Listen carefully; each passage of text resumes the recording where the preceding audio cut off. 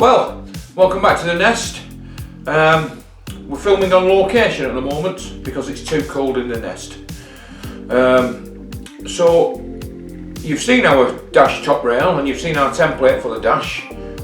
So this episode we're going to start refurbing some of the things we're going to put in it. So here we have a run of clocks. We are still waiting for a couple more. Post being what it is at the moment, it's a guessing game when they'll come. But we've got plenty to be going on with. Let's have a look at them. So to start with, we've got a speedometer, which as you can see needs a little bit of work, and a rev counter. And in the top pod, we're going to have the voltmeter and the amps meter. So we've also bought a clock and a temperature gauge, and we have an oil pressure gauge and an oil temperature gauge, and we also have a multi-warning light cluster taken from a Triumph Dolomite. We're currently waiting for the vacuum gauge to arrive and the fuel gauge. So now you know what they are. We're going to take each one individually, strip it down, clean it, replace anything that's necessary, calibrate it, get it all put back together ready for fitting in the dash. So we'll start with the two biggest ones first. We'll go with speedo and rev counter. So let's crack on. So the first thing that we need to do is remove the bezel, and we're going to give these securing tabs a little bit of a tweak with a driver, because when they get old and the rubber deteriorates, it becomes very, very tight. So now we've done that, a bit of a jiggle and it should start to go, and we can just twist that right off.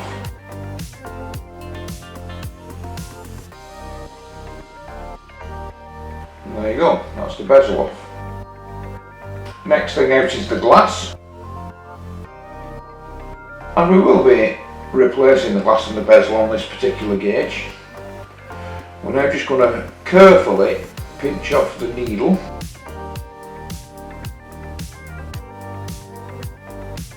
and then we have access to the two small brass screws that secure the dial face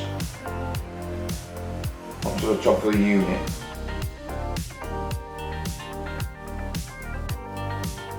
There is also a glass support ring just around the outside, which we'll need to remove.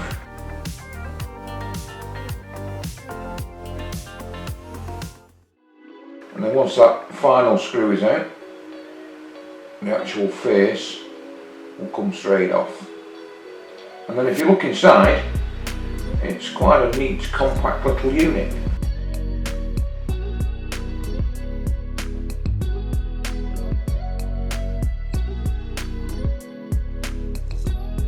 The unit itself is held in with 4 securing screws on the back. So we're going to take 3 of those out completely, and then we're going to support the unit inside while we take the 4th one out so it doesn't just fall out.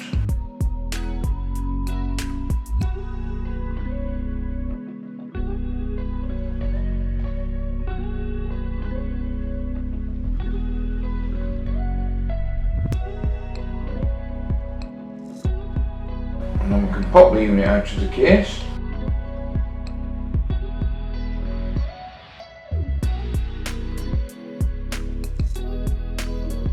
Quick check over, make sure there's no obvious damage.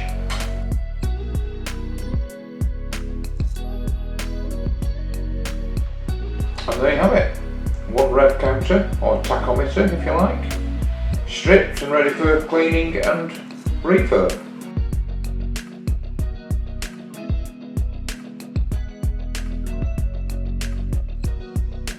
We did strip down all the gauges and we labelled everything up, itemised them all, checked exactly what we needed.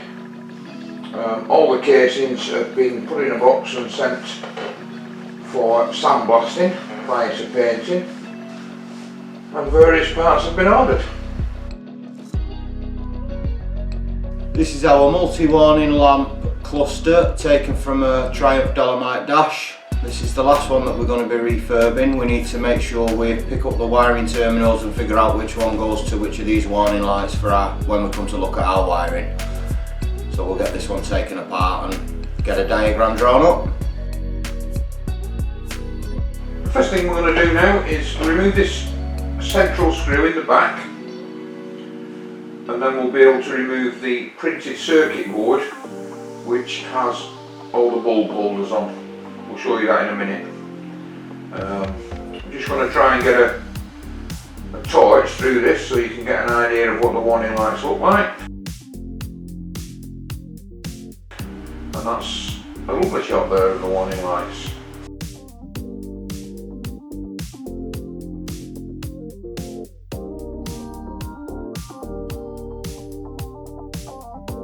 So this is the bulb set which we've removed from the back of the clock for the warning lamps, and on the back of it you see our terminals just about there, I think.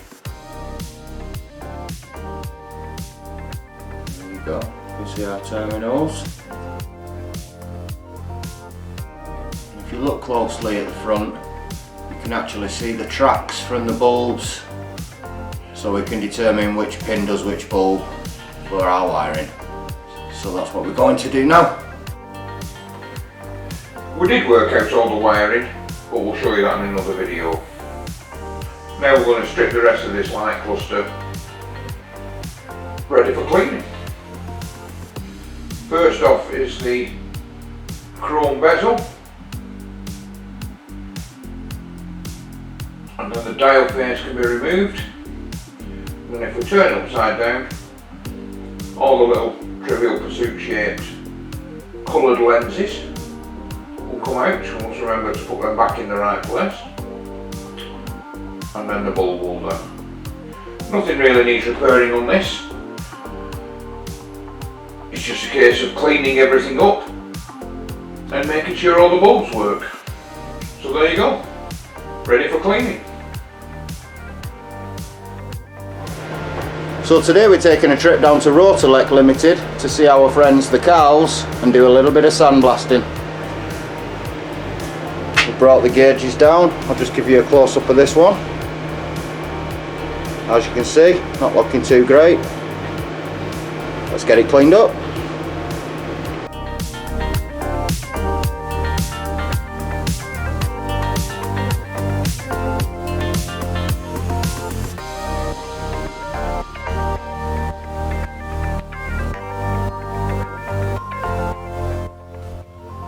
As you can see, this sandblaster does a fantastic job of cleaning these cases up.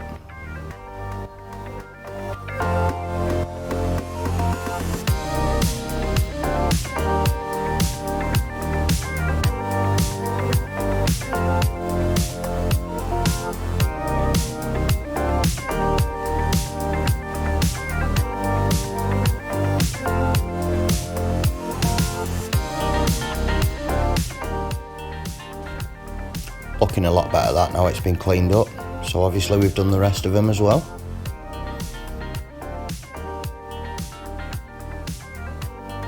So we ordered some bits and pieces, some small seals and bezels and glasses, and some large seals and bezels and glasses. Well, some of the shopping lists arrived, so at least we can get on with a bit of it for now.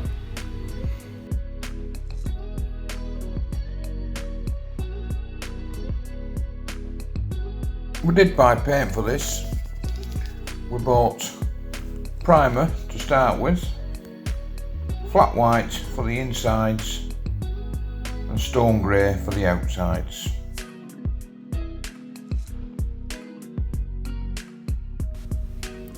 Quick coat of etch prime on the outside.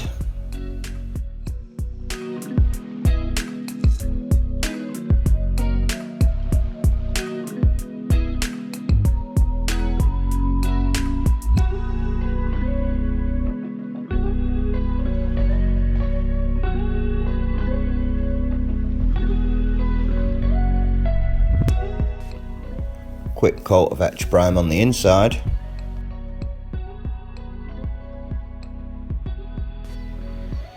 And repeat for the rest.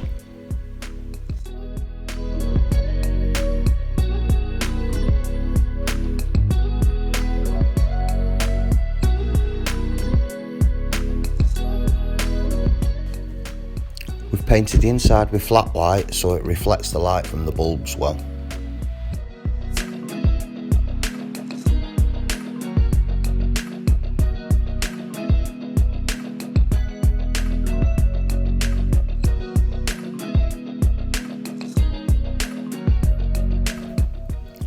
And once again repeat for the rest.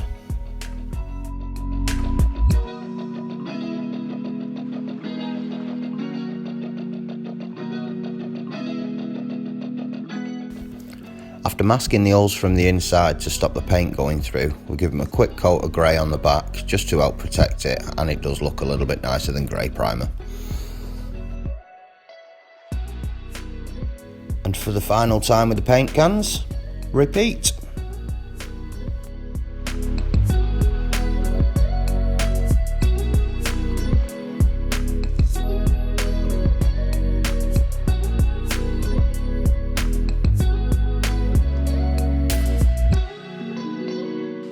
Well, now we've got everything together and got our cases all painted, sandblasted, primed and painted, it's time to start getting these gauges back together, so we'll give them a clean up as we go.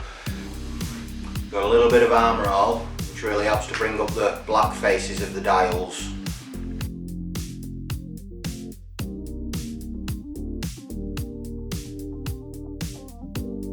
We have bought new seals, new bezel and a new glass for the rev counter.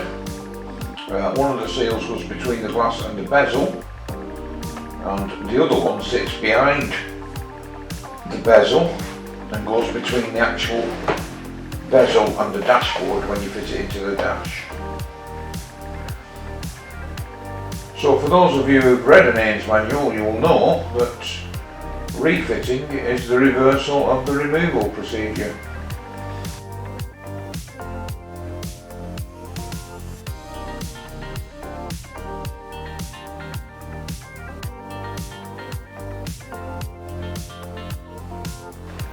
So it's just a case of popping everything back in the reverse order that you took it out. And obviously when you fit the main unit in, you need to make sure that it's sat in nice and square and flush. And you will find a lot of gauges there are locating pegs to make sure it sits in the right place.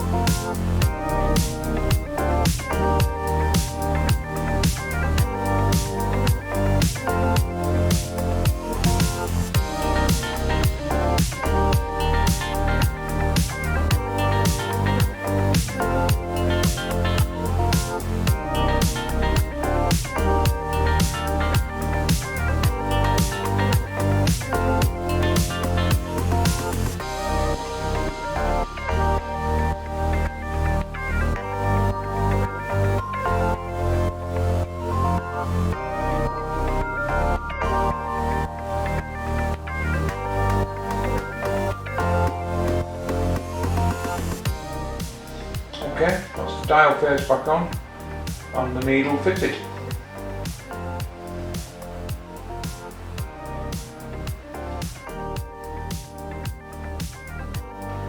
So back in with the support ring, on goes the glass, on goes the seal, quick twist, and there you go.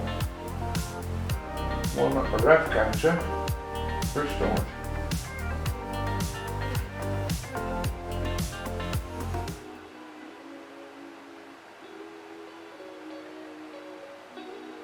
We will of course need to test this, and that will be done later. And once again, we did the rest as well. Well, the ones where parts for at least. Well, I hope you all enjoyed that. Something different to watch. We've done a few gauges. There are a few more to do when parts arrive, but we'll do them off camera as you've no need to see them again. So I suppose the next thing we need to do is get ourselves a piece of wood to put them in. Thanks for watching. We'll see you in the next one. Bye for now. Once again, thanks to our friends down at Rotolet Limited for letting me have fun with the sandblaster.